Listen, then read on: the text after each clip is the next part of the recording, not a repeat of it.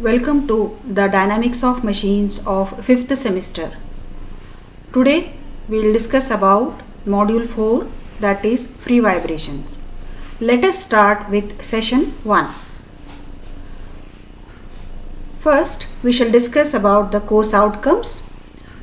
At the end of the course, the student will be able to understand the meaning of undamped free vibration and damped free vibration.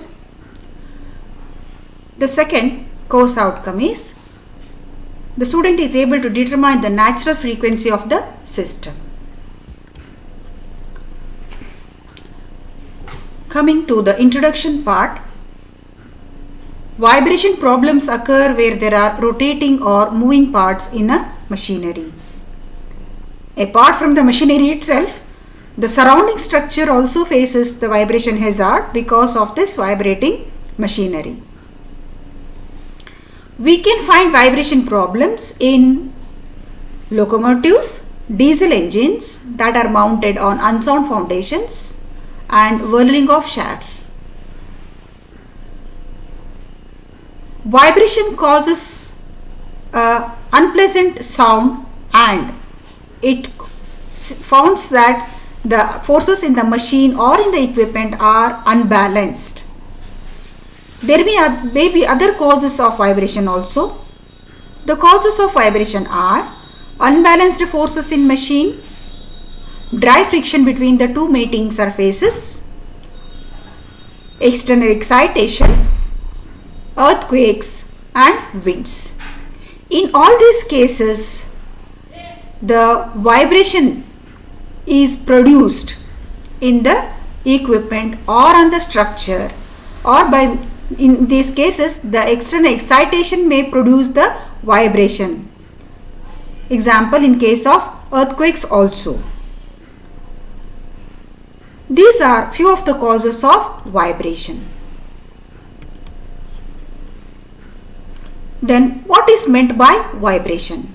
Vibration can be defined as any motion which repeats itself after an interval of time.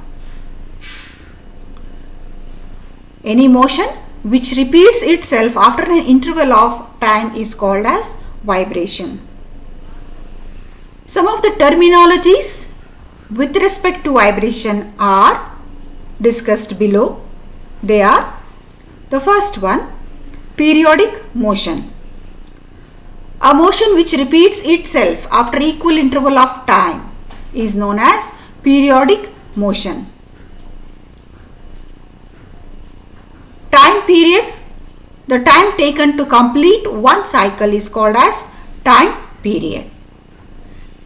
These two terminologies can be better explained with the help of a simple pendulum.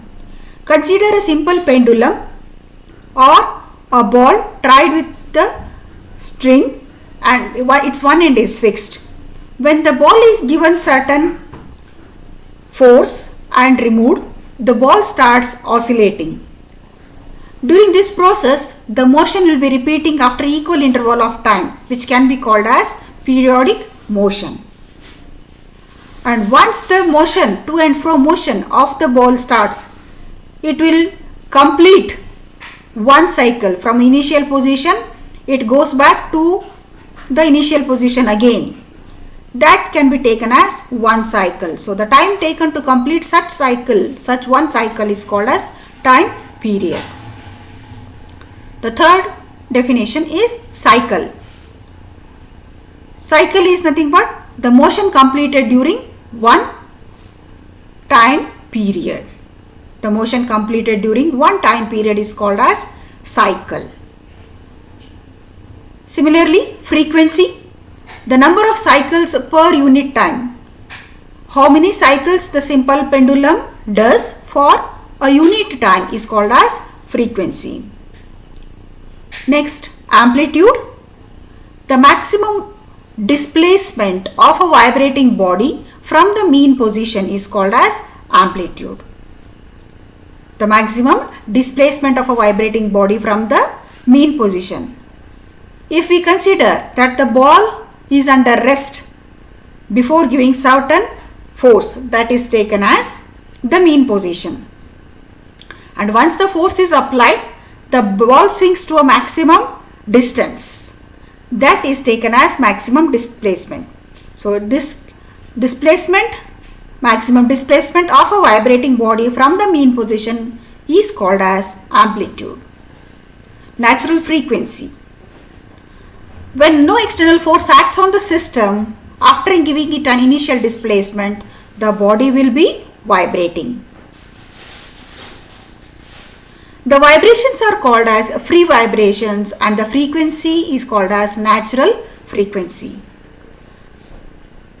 So, suppose a pendulum or a ball tied to a string is given certain force, external force in the initial stage to cause it to displace or to cause the body to vibrate and then removed. The body will be vibrating on its own. Such vibrations are called as free vibrations and the frequency associated with such type of vibration is called as natural frequency. Natural frequency is expressed in terms of hertz. Next, degrees of freedom. The number of independent coordinates required to describe the motion of a system is called degrees of freedom. The number of independent coordinates. So, how many coordinates are there to describe the motion of that system is called as degrees of freedom. Suppose if we consider a single spring mass system and if the mass is displaced from the mean position when a displacement x is caused, then the number of ordinates that describe the motion of the system is 1, hence it is called as an example of single degree of freedom. Damping. So damping can be defined as it is the resistance of a motion of a vibrating body. Suppose a body is vibrating and if a damping or a damper is introduced to it, it will oppose the motion of the vibrating body. So the vibrations associated with this type are known as damped vibrations. Next term, resonance. When the frequency of external excitation is equal to the natural frequency of a body, the amplitude of vibrations become excessively large. This concept is known as resonance. That is, the frequency of external excitation will be equal to natural frequency of the vibrating body. During such case, the amplitude of vibration will be large and it is known as resonance. Next term, mechanical system. In case of vibration, a mechanical system is one which consists of mass, stiffness and damping. These three elements together are called as mechanical system.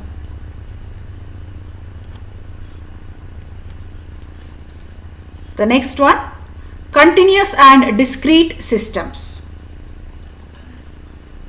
Mechanical systems may be either continuous system or discrete systems.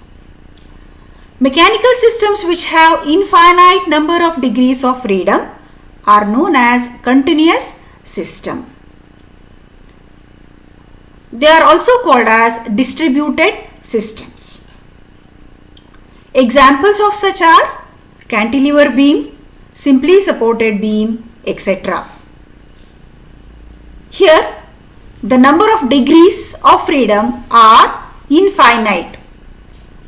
Such systems are examples of mechanical systems, that too continuous systems.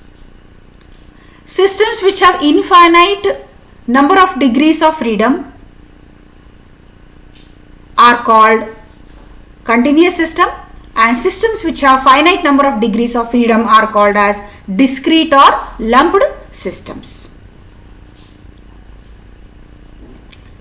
Next, simple harmonic motion. The motion of a body to and fro about a fixed point is called simple harmonic motion. Again, we consider the same example of a simple pendulum wherein the pendulum will try to oscillate to and fro about a fixed point, and it is the best example of simple harmonic motions. Here the motion is periodic, that means it repeats after every equal interval of time. The motion is periodic and also it is reciprocatory in motion.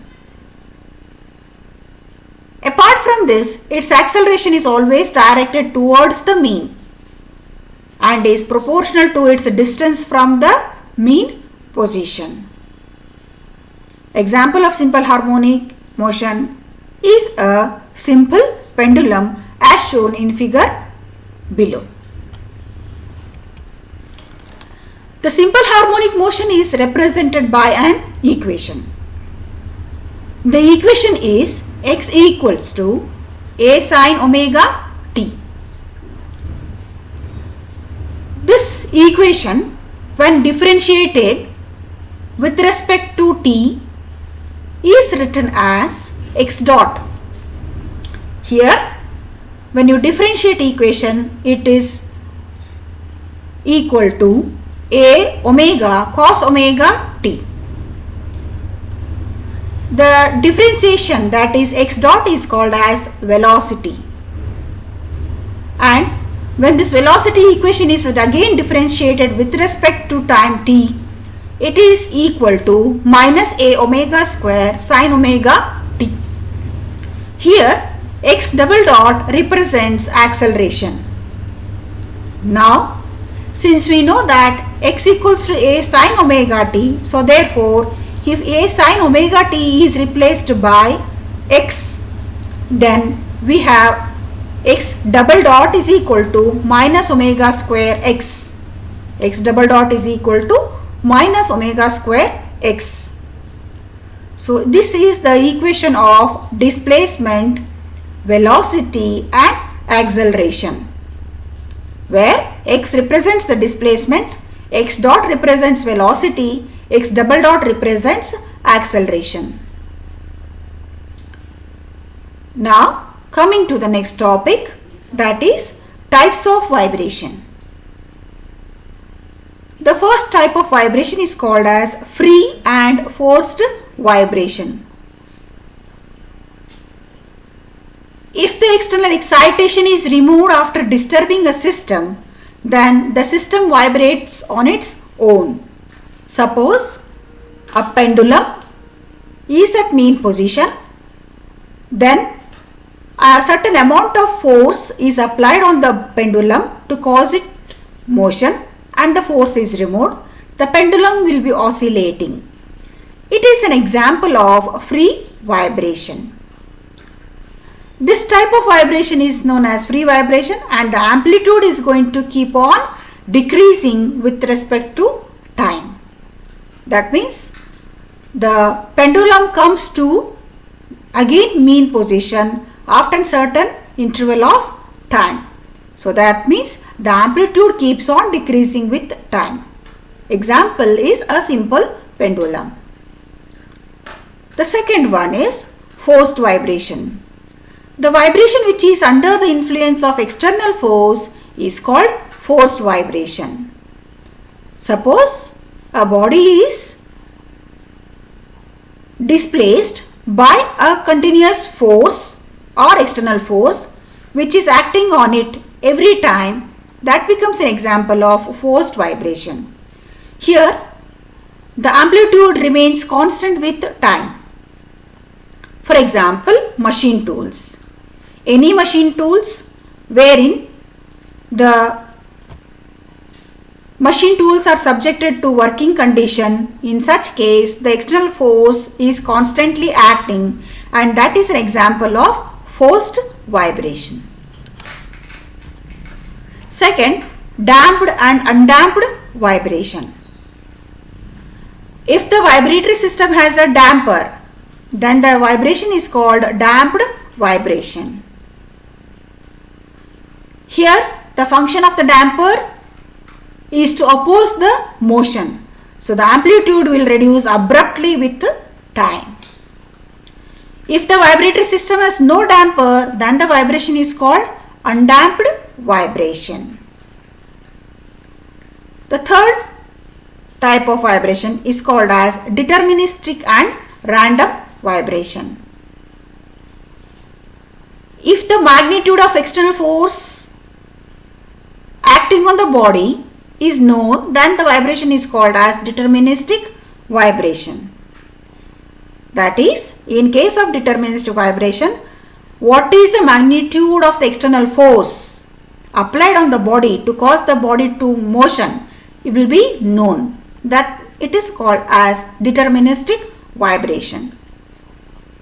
If the magnitude of vibration of the, in case of random vibration, if it is not known, then it is called as a random vibration. So in random vibration, the magnitude of external excitation force or motion acting on the body is unknown, then the vibration is called random vibration.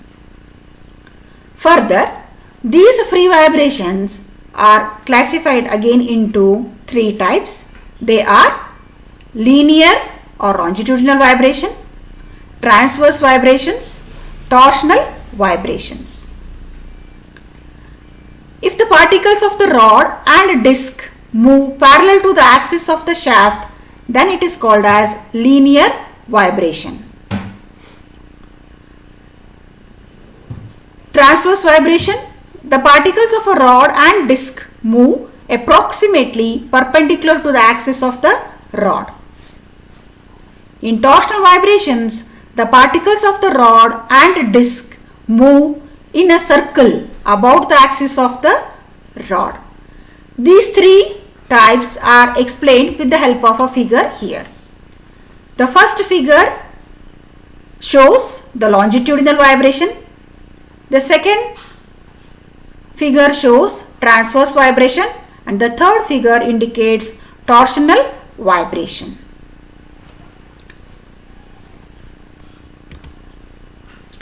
Let us discuss now few of the multiple choice questions on the topics we discussed. The first multiple choice question is: longitudinal vibrations are said to occur when the particles of a body moves perpendicular to its axis, parallel to its axis, in a circle about its axis, none of the mentioned. Just now we discussed that longitudinal vibrations are those in which the particles of the body will be moving parallel to its axis. So the right answer is option B. What are deterministic vibrations? As we discussed, deterministic vibrations are those in which the external excitation acting on the body are known. So therefore, the options that are given below are vibrations caused due to known exciting force, vibrations caused due to unknown exciting force, vibrations which are aperiodic in nature, none of the above. And the right option is answer A, that is vibrations caused due to known exciting force. The third one, when a body is subjected to transverse vibrations, the stress induced in a body will be. In case of transverse vibrations, the particles of the body move perpendicular to the axis, and in this case the stresses induced will be tensile stresses. So therefore, the right answer among the four, that is shear stress, tensile stress, compressive stress, none of the mentioned. The right answer is tensile stress. The fourth one, what are discrete parameter systems? So discrete systems which have infinite number of degrees of freedom, systems which have finite number of degrees of freedom, systems which have no degree of freedom, none of the above. So continuous systems will be having infinite number of degrees of freedom. So therefore, the right answer here is systems which have finite number of degrees of freedom, that is answer B. The option B is the right answer. Thank you.